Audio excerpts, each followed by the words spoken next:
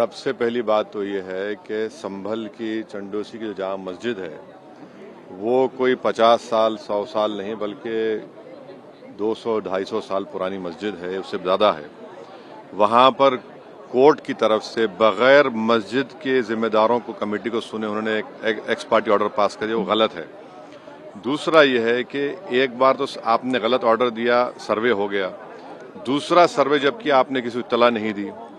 तीसरी बात यह है कि पुलिस का ये काम था कि मस्जिद कमेटी को कॉन्फिडेंस में लेते या वहाँ की पीस कमेटी को। चौथी बात यह है कि जो सर्वे करने लोग आ रहे हैं वो प्रोवोकेटिव स्लोगन्स लगा कर आ रहे हैं, वो वीडियो उसका है, पब्लिक डोमेन में है। और उसके बाद जो वहाँ पर वायलेंस हुआ जिसमें 3 मुसलमानों को गोली लगी, उनकी मौत हुई, हम इसका कंडेम करते हैं। ये फायरिंग नहीं बल्कि मर्डर है। और जब से बाबरी मस्जिद राम मंदिर का जजमेंट आया, जिस बात को मैं पर्टिकुलरली कह रहा हूं कि उस जजमेंट के बाद ये सब चीजें खुलेंगी और एक के बाद एक खुल रही हैं।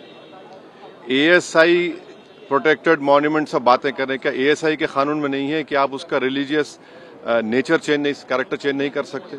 किस बुनियाद पे कर रहे हैं ये? और आप किस बुनियाद पर अपने फेथ को दूसरों पे थोपेंगे? भाई कानून कोई चीज है ही नहीं है। जिस दिन कोर्ट में सुनवाई होती है उसी दिन ऑर्डर हो जाता है, उस दिन सर्वे भी हो जाता है। ये तो 1948 में ऐसे ही होता है बाबरी मस्जिद में। तो ये जो फायरिंग हुई है ये फायरिंग नहीं है, मर्डर है।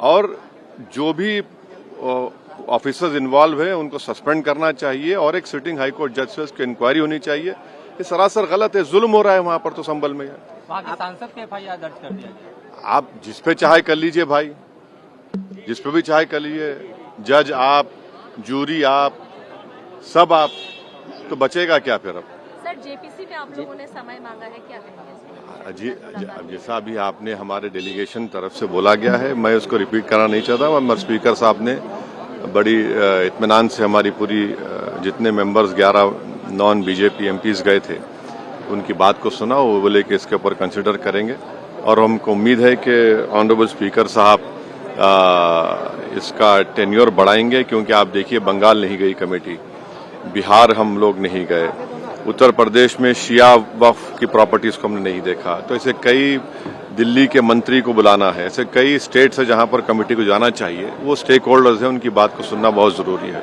अभी ये कानून बना नहीं, आप देख लिए संभल में क्या हो गया है। अभी ये कानून बना नहीं है। आप देख रहे हैं कि हर जगह पे बोल दिया जा रहा है कि नहीं, ये यहाँ पर 500 साल पहले मस्जिद नहीं थी। इस बिल में ये बिल आर्टिकल 26 का वायलेट करता है।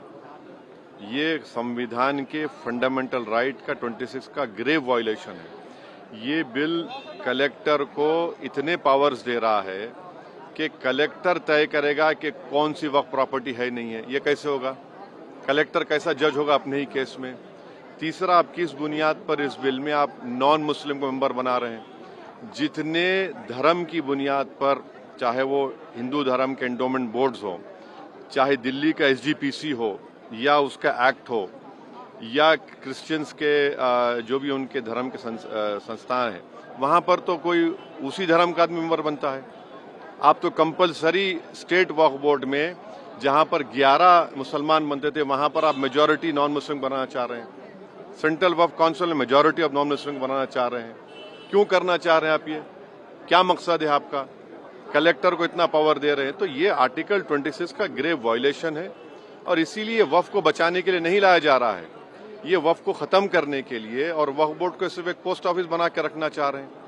तो जो वक्फ की प्रॉपर्टी है वो गवर्नमेंट की दी भी नहीं है, इसको मुसलमानों की गाड़े खून की कमाई है, तो आप उसको छीनना चाह रहे हैं। और उतना ही मकसद है सरकार का। आप देख रहे हैं संभल में क्या हो रहा है, ऐसे ही और वाकयात होते रहेंगे।